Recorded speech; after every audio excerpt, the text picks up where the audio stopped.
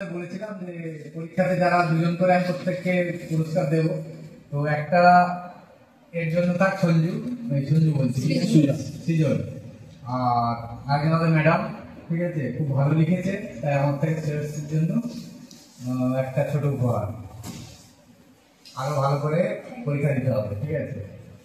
আর আরেকটা জিনিস, শুধু পড়াশোনা করলেই বা ভালো রেজাল্ট করলে, আমি যেটা বলি সবসময়ের জন্য, যে ভালো ছাত্র হওয়া যায় না, তাই তো?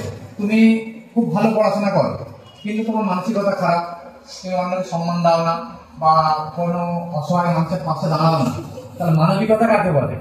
মানবিকতা তাকেই বলে যে হচ্ছে সমস্ত দিক থেকে শিক্ষিত হবে বা সমস্ত দিক থেকে ভালো দিকগুলো তোমার মধ্যে ফুটে উঠবে। তো এরকম আমার পক্ষ থেকে তোমাদের উৎসাহ দেওয়ার জন্য ছোট ছোট প্রয়াস আমার মধ্যে থেকে আমি করে থাকি।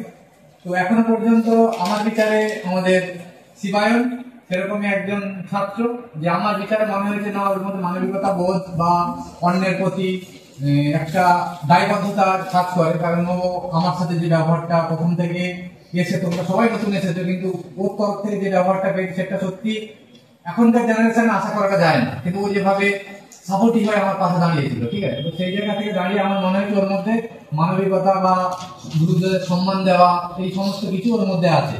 ওকে উৎসাহ দেওয়ার সাথে সাথে তোমাদেরকে উৎসাহ দেওয়া, তোমরা এরকম যদি ভালো কাজ, শুধু পড়াশোনাটা ভালো হলে কিন্তু ভালো না, ঠিক আছে। তো সেই জন্য আমার তরফ থেকে ওর একটা ছোট্ট উপহার আছে, ঠিক আছে। জানি না পছন্দ হবে কিনা, তো ওর দৈনন্দিন ব্যবহারের জন্য আমার তরফ থেকে একটা উপহার, ঠিক আছে।